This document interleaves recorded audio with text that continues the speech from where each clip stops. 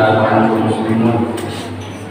وقال النبي صلى الله عليه وسلم فإن أصدق الحديث كتاب الله وخير الهدي هدي محمد صلى الله عليه وسلم وشر الأمور محدثاتها وكل محدثة بدعة وكل بدعة ضلالة وكل ضلالة في النار.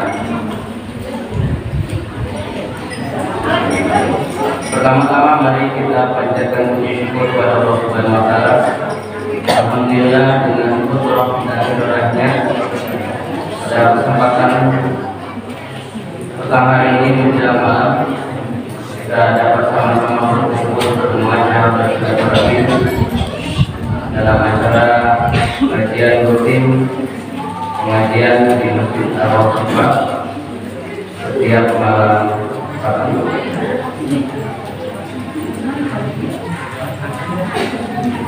Yang kami hormati Kiai Haji Muhammad dan para asatidz pembimbing pesantren Al-Rahmah, saya merasa mulia sekali mendapatkan kehormatan untuk bisa silaturahmi ke pesantren ini, sekaligus juga menjenguk anak-anak kami rombongan dari Cikarang pada Haji Umar, pada Mas Atid menitip anak kami di sini. Mudah-mudahan anak kami yang dari sekarang menjadi anak-anak yang soleh. Setiap orang tua bisa dipastikan menginginkan dan menciptakan anak itu menjadi anak yang soleh dan solehah. Ini bisa dibuktikan dengan dua ungkapan. Yang pertama ungkapan kepada manusia, yang kedua ungkapan kepada Allah Subhanahu wa taala. Ungkapan kepada manusia seperti ada seseorang ibu yang melahirkan, kemudian banyak tetangga, teman, saudara, andai tolong menjenguk bayi tersebut. Ketika menjenguk itu orang tuanya pasti bicara kepada orang yang menjenguk, tolong doakan anak saya menjadi anak yang soleh dan solehah. Saya belum pernah mendengar ada orang tua ketika anaknya lahir minta doa, tolong doakan anak saya jadi presiden ya. Ada? Nggak ada. Tolong doakan anak saya jadi pengusaha. Nggak ada. Yang ada pasti orang tua ketika anaknya lahir pengen didoakan anaknya menjadi anak yang soleh dan solehah. Atau ketika anaknya menginjak dewasa, anak laki-laki dipikirkan sama, pasti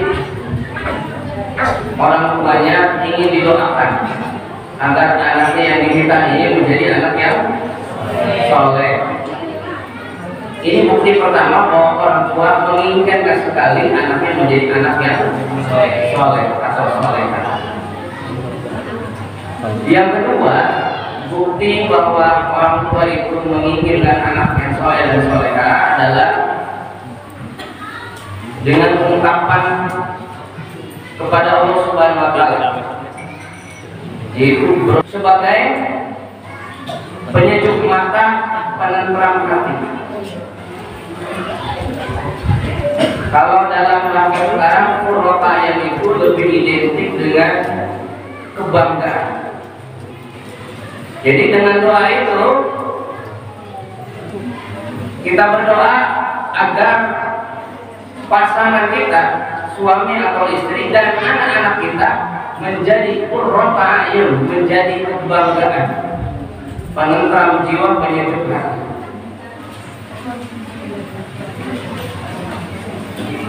Suami atau istri itu bisa jadi kebanggaan, bisa juga mengangkat derajat istri atau suami. Buktinya apa? Kalau suaminya menjadi RT, maka otomatis ibunya dipanggil apa? RT. Berarti suami mengangkat harkat derajat istrinya. Kalau suaminya Pak Lurah, kalau suaminya bupati,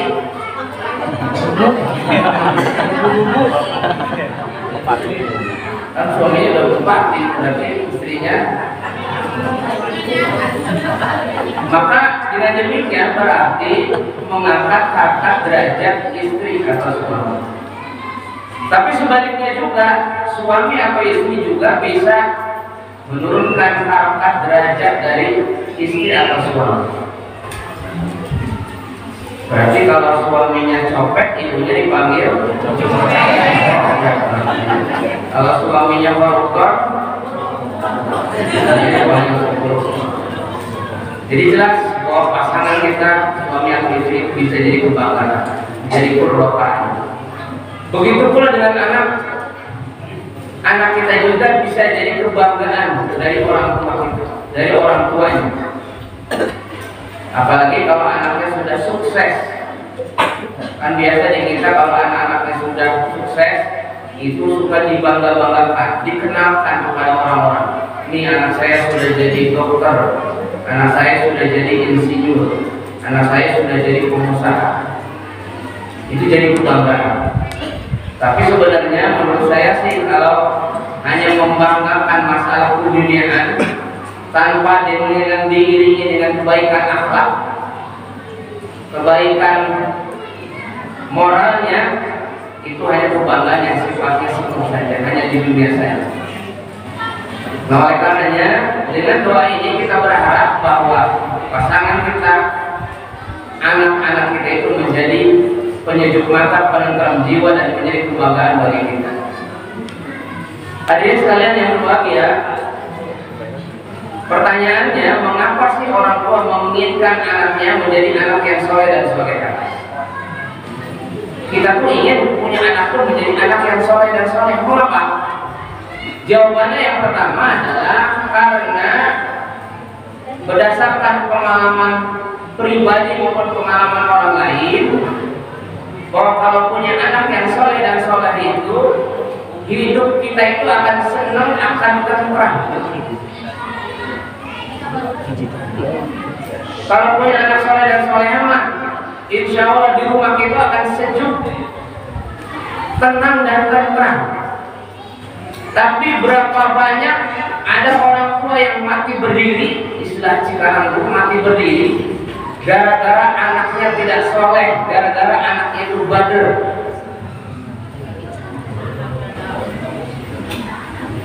Berarti dengan demikian bahwa orang tua menginginkan anak yang soleh dan solehah agar dalam kehidupan, dalam rumah tangganya menjadi tentram dan damai. Kemudian yang kedua alasannya kenapa orang tua itu menginginkan anak yang menjadi anak yang soleh dan solehah, karena umat Islam yakin betul terhadap sabda Rasulullah SAW yang dibawakan oleh hadis ini dibawakan oleh Ali bin Abi Thalib, diriwayatkan oleh Al-Imam Dailami. Kata Rasulullah, arba'un min sa'adatil mar'i. Ada 4 perkara yang bisa membuat orang itu menjadi bahagia. Yang pertama kata Rasulullah, antakuna zaujatuhu sholihatan.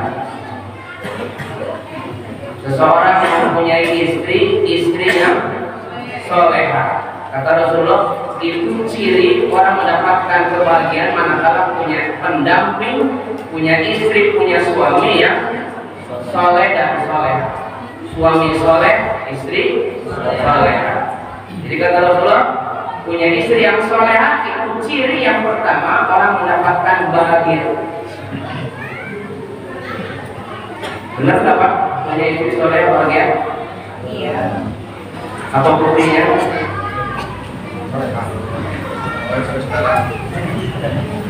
Kata Rasulullah, ciri istri yang soleh apa?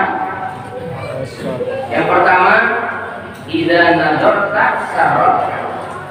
Ciri istri yang soleh itu apabila dipandang, dilihat selalu menggembirakan. Bahwa dia punya istri dipandang selalu menggembirakan. Mau awal bulan, mau akhir bulan, selalu menggembirakan. Jangan awal bulan senyum, akhir bulan besok.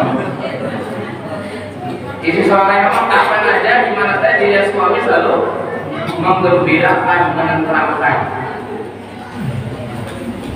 Yang kedua, ciri istri yang soleh kata Rasulullah adalah wa idza amarta taqatka. Apabila diperintah oleh suami selalu taat dan mentaati perintah suami adalah hukumnya wajib. Sampai Rasulullah SAW bersabda, kalau sekiranya sujud itu dibolehkan kepada manusia, maka aku perintahkan seorang istri mesti sujud kepada suami. Tapi kan sujud tidak boleh di dalam Islam. Sujud hanya kepada Allah Subhanahu wa Ta'ala. Namun ini menggambarkan betapa istri mesti tunduk taat kepada suami selama tidak melanggar perintah Allah. Bu, tolong buatkan kopi dong. Bapak nggak lihat ibu lagi ngapain nih? Ibu lagi nonton sinetron. Bikin kopi, bikin sendiri. Jadi mau tinggal apa? Ibu itu udah pernah nonton ya habis maghrib? Pasti. Ntar ya bisa. Ada ngerancak. Apa tuh?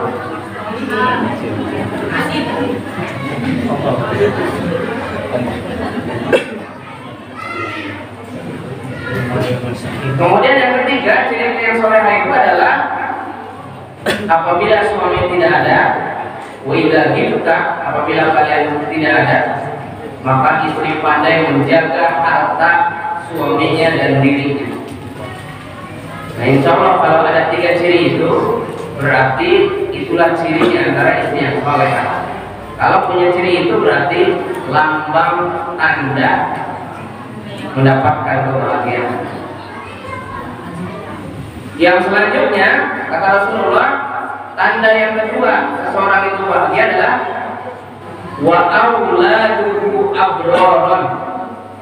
Dia punya anak yang abror, anak yang baik, anak yang solehah, anak yang soleh dan solehah.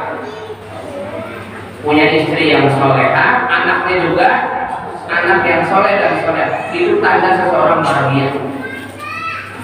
Yang ketiga, wa khulaqahu sholihin.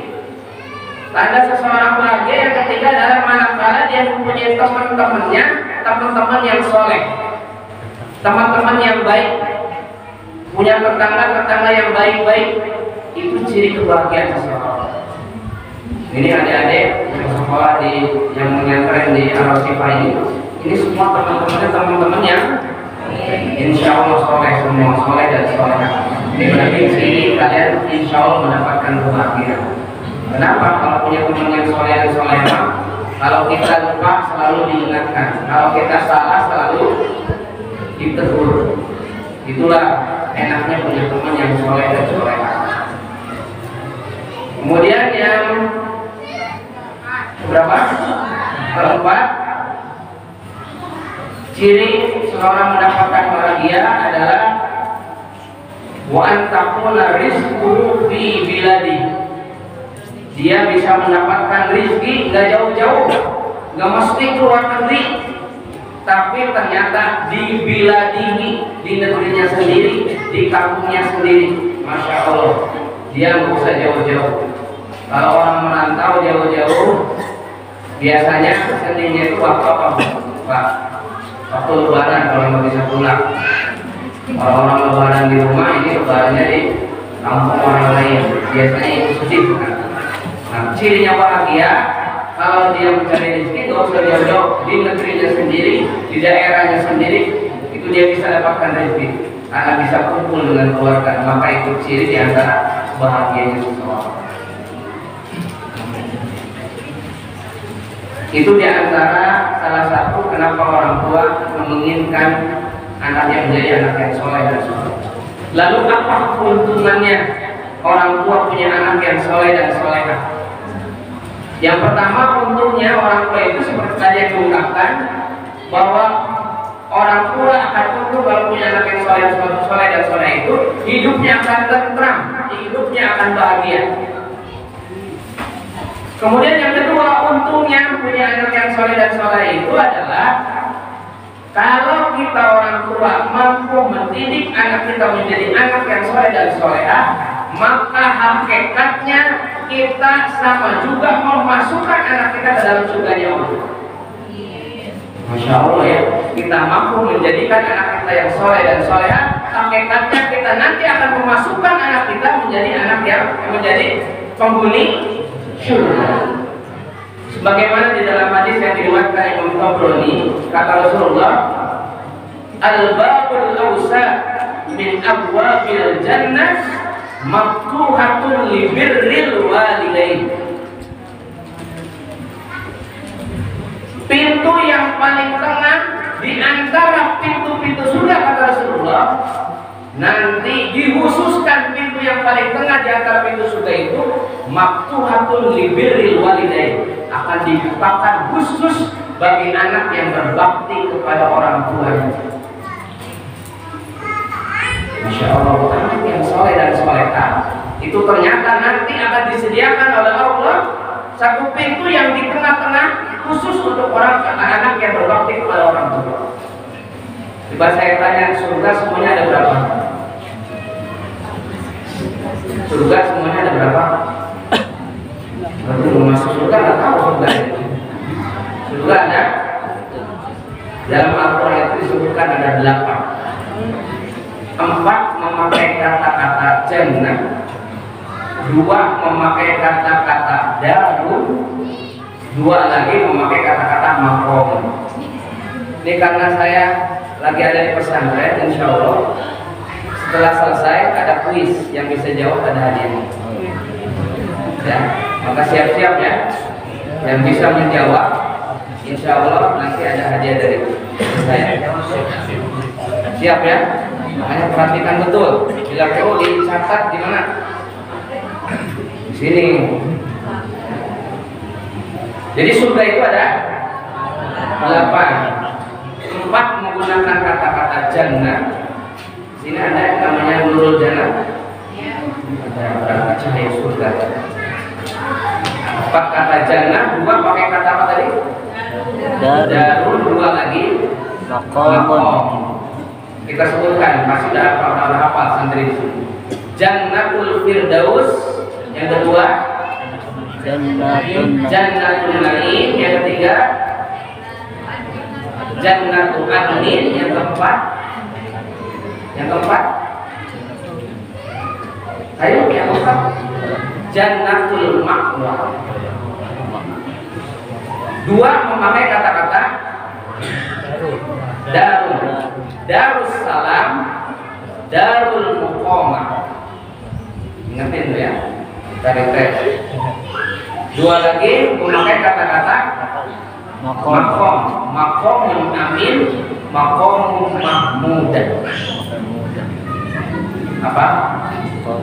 Kita ulang lagi, Jannatul Firdaus, Jannatul Adnin, Jannatul Naim, Jannatul Ma'wa, Darussalam, Darul Muqamah, Muqamul Amin, Maqamul Mahmud. Semuanya 8. Nah, kalau pintu surga, kalau surganya ada 8, minimal pintunya itu ada 8 kan?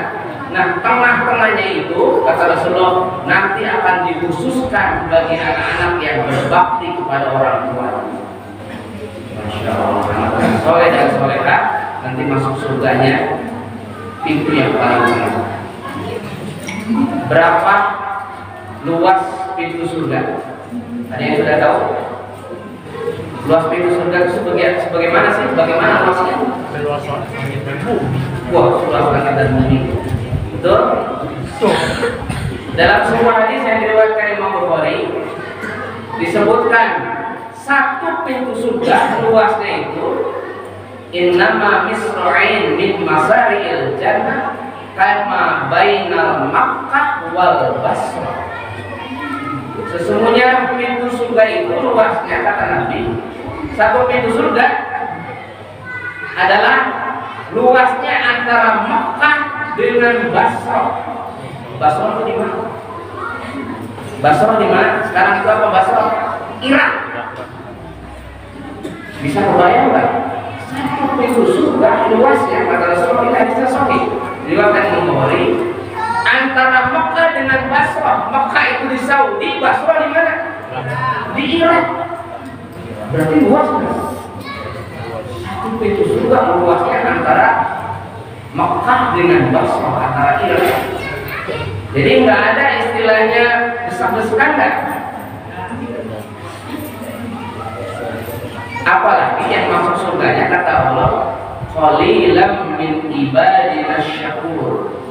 Sedikit sekali dari hamba-Mu yang pandai bersyukur. Orang yang pandai bersyukur otomatis masuk surga. Berarti yang masuk surganya sedikit, pintu luas, pintu surganya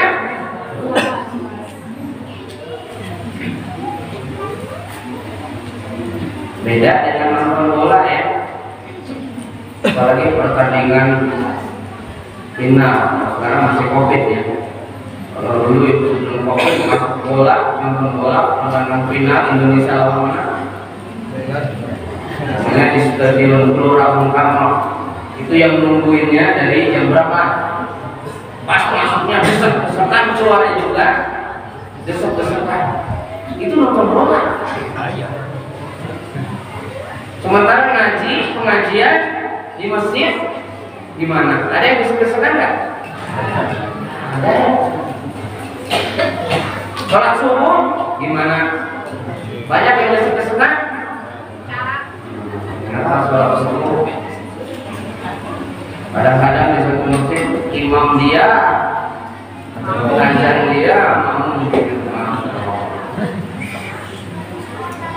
apalagi kemarin di masa PSBB ya, sebelum sesudah PPKM. Sekarang PPKM masih, tapi saya lihat di sini enggak ya.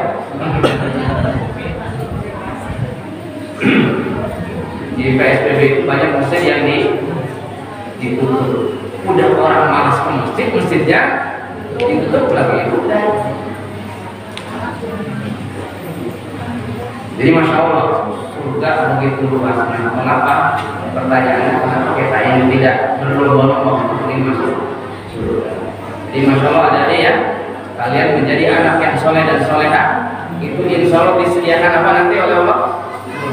Surga yang pintu yang paling sempurna, bukan paling pinggir, pintu yang paling sempurna. Kemudian yang ketiga, wah sudah habis. Yang ketiga, keuntungan orang tua menjadi anak yang soleh dan soleha. Di dalam riwayat Imam Ahmad, ada orang tua yang masuk ke surga, yang dia mendapatkan fasilitas yang luar biasa dari Allah Subhanahu Wa Taala. Kelasnya juga bukan kelas biasa, kelasnya kelas VIP. VIP biasa, VIP luar biasa. Jadi ada orang tua yang ketika itu di dalam hadis riwayat Imam Ahmad diceritakan, ada orang tua yang masuk surga mendapatkan fasilitas dari Allah yang luar biasa, sehingga orang tua ini aneh, heran, dan bertanya kepada Allah Subhanahu Wa Taala, "Mali hada?" Ya Allah, mengapa aku ini mendapatkan fasilitas yang luar biasa? Perasaan waktu di dunia amal saya itu pas-pasan, udah masuk surganya udah lumayan. Ini mah justru masuk surga mendapatkan fasilitas yang luar biasa. Apa jawaban Allah Subhanahu Wa Taala? Ternyata Allah menjawab, listighfari waladik. Ini semuanya adalah karena istighfar dari anak-anak kamu. Jadi masya Allah, anak-anak yang soleh dan soleh ternyata itu mengangkat derajat orang tua nanti di surga. bahkan orang pun mendapatkan nanti insya Allah fasilitas yang luar biasa karena istighfar dari anak-anak. Mudah-mudahan kalian semua bisa menjadi anak yang soleh dan soleh dan berdoa. Apa sekarang ruginya orang tua punya anak yang tidak soleh? Ada seorang pujangga yang bernama Shakespeare. Dia mengatakan begini, pujangga dari barat, kata mutiaranya, lebih baik katanya dipatuk ular ketimbang punya anak yang tidak benar. Lebih baik dipatuk ular ketimbang punya anak yang tidak soleh. Maksudnya apa? Ada yang bisa ngerti enggak? Kata Shakespeare itu, orang tua itu lebih baik kena patuk ular ketimbang punya anak yang gak benar, yang susah diatur. Maksudnya apa? Maksudnya adalah kalau orang dipatuk ular ada obatnya. Banyak sekarang obatnya. Jangankan dipatuk ular, sakit kepala aja itu sekarang udah macam-macam obatnya. Kalau nanya ke warung, Pak beli obat puyeng, yang warung juga puyeng sendiri karena obatnya saking banyaknya itu. Bahkan sekarang ada obat yang tradisional, mau herbal juga ada, udah macam-macam. Jadi kalau orang yang patuk ular itu bisa sembuh. Tapi bagaimana kalau punya anak yang tidak soleh dan soleha? Ada nggak obatnya? Punya anak yang tidak soleh dan soleha, bergajul, susah diatur, ada nggak obatnya?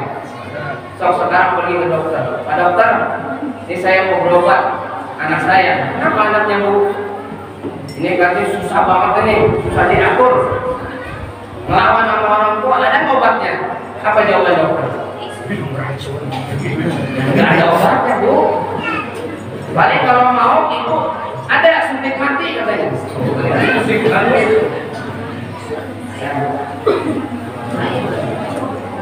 Jadi dengan demikian rugi sekali orang tua punya anak yang tidak soleh dan soleh. Bahkan di dalam surat Al-Ma'arij, silakan nanti dicek di rumah.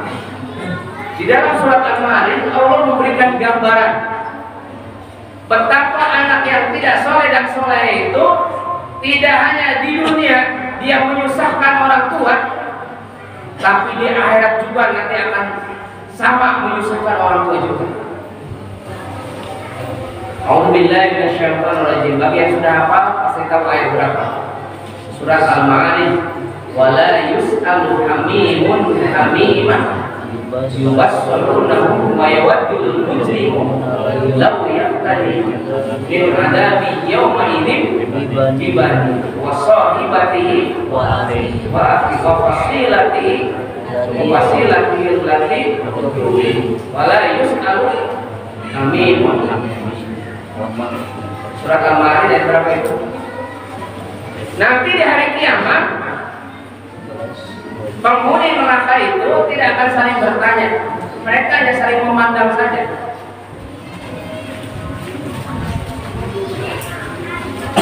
Wa yawaddul mujrimu law yaftadi min adabi yawmin bibani. Sampai orang-orang yang mujrim, orang-orang yang berdosa, orang-orang yang masuk neraka itu ingin memberikan tebusan, ingin ditebus. Dengan siapa? Orang tua ditebus dengan anaknya, anak ingin ditebus dengan orang tuanya. Kalau di dalam bahasa kitanya, anak nanti yang akan masuk neraka, anak-anak yang tidak soleh dan soleh itu yang masuk neraka, dia nanti berdoa kepada Allah, ya Allah, saya ini udah gak kuat nih masuk neraka, tolong dong gantikan dengan orang tua saya. Coba bayangkan, udah di dunia dia diusahin, di akhirat ternyata ketika dia diajak ingin digantikan oleh orang tua. Apa untungnya kalau sudah punya anak demikian? Udah di dunia diusahin, di akhirat ditambah diusahin. Maka itulah ruginya kalau punya anak yang tidak soleh dan soleh. Oleh karenanya, bagaimana caranya agar bisa menciptakan anak yang soleh dan soleh. Ada 3 hal poin yang tentu bisa kita lakukan. Yang pertama, tips agar kita bisa menjadikan anak kita anak yang soleh dan soleha. Dan yang pertama adalah didiklah anak-anak kita dari sejak dini. Pendidikan agama itu dimulai dari sejak dini, bahkan sebelum lahir juga dalam Islam sudah diajarkan. Bahkan sebelum menciptakan satu keluarga juga, orang tuanya juga dulu mesti menjadikan dirinya menjadi orang yang soleh dan soleh. Didiklah anakmu 30 tahun sebelum lahir, kata para ulama. Didiklah agar anakmu 30 tahun sebelum lahir. Maksudnya apa? Maksudnya orang tuanya dulu benerin. Kalau orang tuanya udah soleh dan soleha, insya Allah anaknya. Nah, ketika sudah punya anak, didiklah anakmu dari sejak kecil. Sebagaimana pepatah Arab, dimaksud dalam hal anak santri, at-ta'allumu fis-sighari kan-naqshi alal hajar. Bahwa yang namanya menuntut ilmu di waktu kecil itu seperti mengukir di atas batu. Kita lihat batako itu yang dicap, itu tidak akan terhapus, kuat. Tapi kalau menuntut ilmu sudah dewasa, bagai mengukir di atas air. Kita nulis di air, sebentar aja sudah hilang. Jadi kalau belajar udah kondisi tua, susah masuk, gampang lupa. Kalau belajar sudah dewasa begitu. Makanya adik-adik itu mumpung masih kecil, masih remaja, belum banyak pikiran, belajar yang sungguh-sungguh. Bahkan menurut psikologi pendidikan, di anak-anak usia yang kayak gini ini, golden egg. Apa golden egg itu? Generasi emas.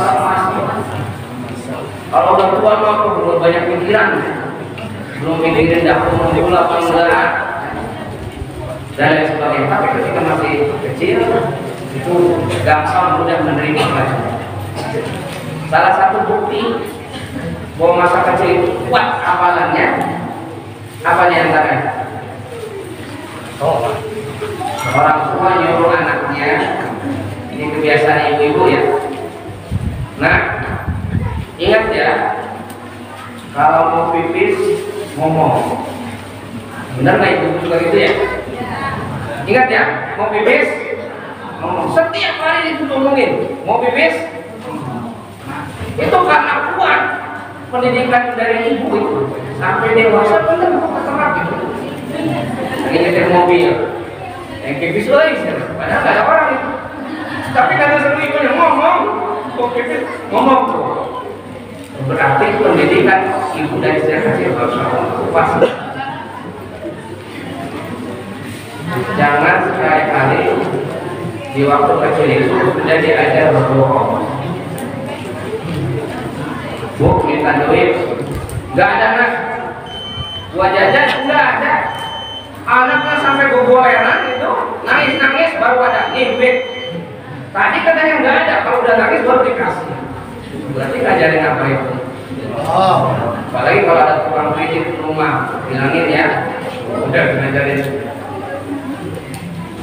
Oleh karena di masa kecil berikan pendidikan agama yang baik oleh orang tua. Kalau enggak, kita tidak ada waktu karena sibuk bekerja dan sebagainya, tinggal titipkan pesantren. Sekolah juga sekarang sudah modern. Ada SD IT, ada SMP IT, ada SMA IT. Jadi tidak ada alasan nggak bisa mendidik anak-anak itu. Kemudian yang selanjutnya,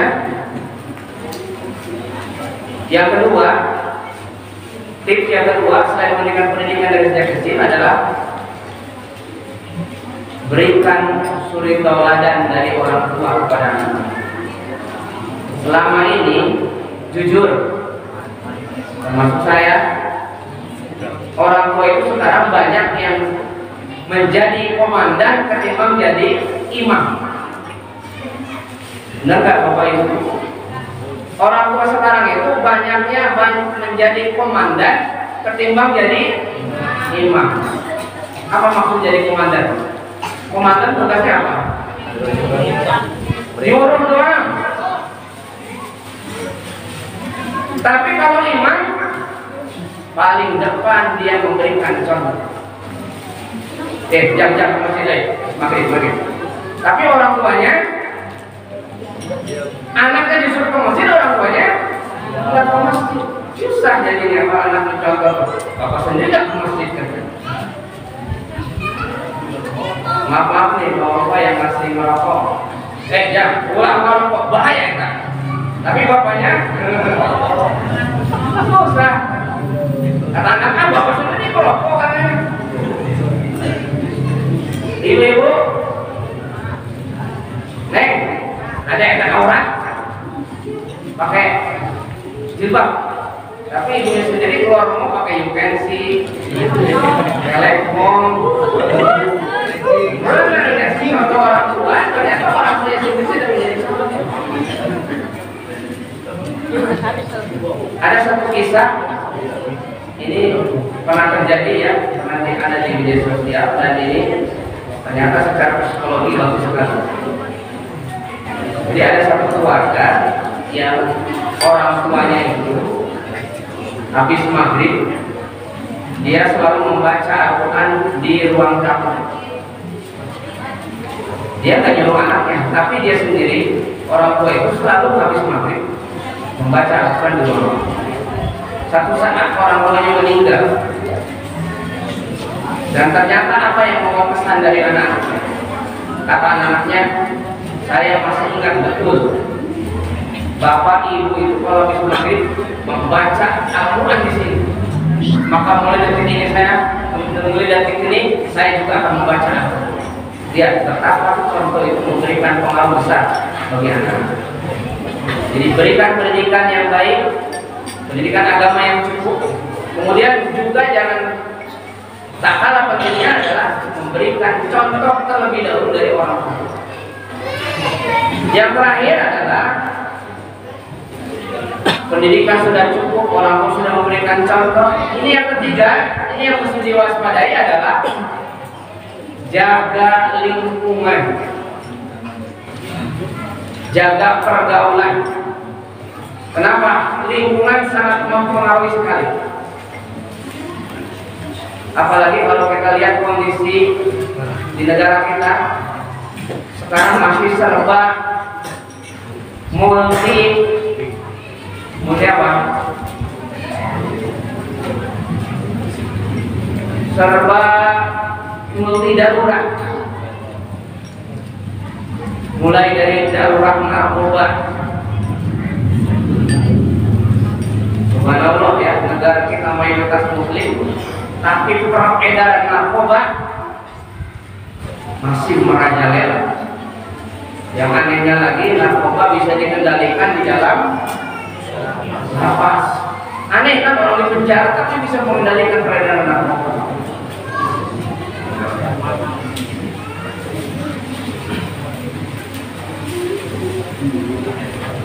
Darurat narkoba. Menurut berbagai sumber sih, Indonesia termasuk pasaran yang cukup menggiurkan, pasar internasional narkoba.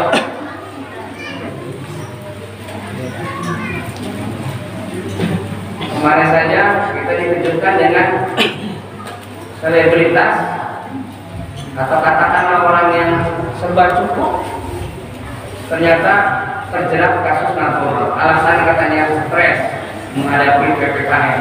Orang kaya stres menghadapi PPKM, caranya narkoba. Apalagi kita ya. Tapi insya Allah orang beriman, insya Allah punya Allah tidak akan stres, depresi. Mau PPKM dia mau PS, PSBB dia mau PPKM apa lagi? Gak ada pengaruh bagi kita orang takut. Semuanya sudah ada di takdir Allah Subhanahu wa Ta'ala. apalagi darurat prostitusi, pornografi, porno aksi, rok barang nih. Dengan adanya anak-anak pegang HP, satu sisi menunjang belajar, sisi yang lain itu bisa berbahaya. Makanya banyak orang tua yang ingin udah, terutama yang di Cikarang, di Bekasi, di Jakarta, pengen anak-anaknya cepat-cepat masuk normal biasa. Kenapa? Sebab salah satu sisi dampak negatif anak-anak dikasih HP jadi apa? Nyokong main game dulu, mending main game. Ntar bagaimana kalau dia mau akses situs-situs yang nggak benar? Itu bahaya.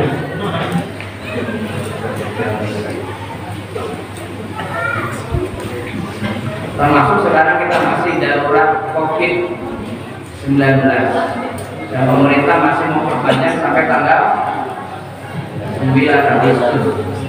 Nggak tahu nih, ini ada istilah baru lagi nih. Ya, apa namanya? Ini yang mesti kita waspadai. Rasulullah SAW bersabda dalam riwayat Bukhari, pergaulan itu ibarat, kata Rasulullah, seperti seseorang yang bergaul dengan tukang minyak wangi dan bergaul dengan tukang patri, tukang las. Kalau ada orang yang bergaul dengan tukang minyak wangi, insya Allah akan terbawa wangi. Tapi kalau ada orang yang bergaul dengan tukang patri, tukang las, minimal dia dapat apa? Asapnya maksimal kena api. Disitulah bahayanya salah bergaul. Kalau orang sudah salah bergaul, yang terjadi adalah dia akan terbawa. Kalau bergaulnya baik, dia akan terbawa baik. Kalau bergaul jelek, dia akan terbawa. Di sini orang tua yang mesti ekstra hati-hati dalam menghadapi anak-anak, apalagi di zaman sekarang yang mengelupas darurat. Jadi berikan pendidikan agama yang cukup dari sejak kecil, tanamkan adab dan akhlak, kedua berikan contoh dan jaga lingkungan yang bergaul. Insya Allah anak-anak yang mondok itu lingkungannya akan terjaga. Dan ini yang kita harapkan, semoga anak kita menjadi anak-anak yang soleh dan demikian mungkin kajian kita pada kesempatan kali ini. Mohon maaf atas segala kekurangan. Yang benar datang dari Allah Subhanahu wa taala, apapun yang salah itu datang dari pribadi. Saya mohon minta maaf dan beristighfar kepada Allah Subhanahu wa taala. Subhanahu wa ta'ala. Asyhadu an la ilaha illa anta astaghfiruka wa atubu ilaik. Assalamualaikum warahmatullahi wabarakatuh.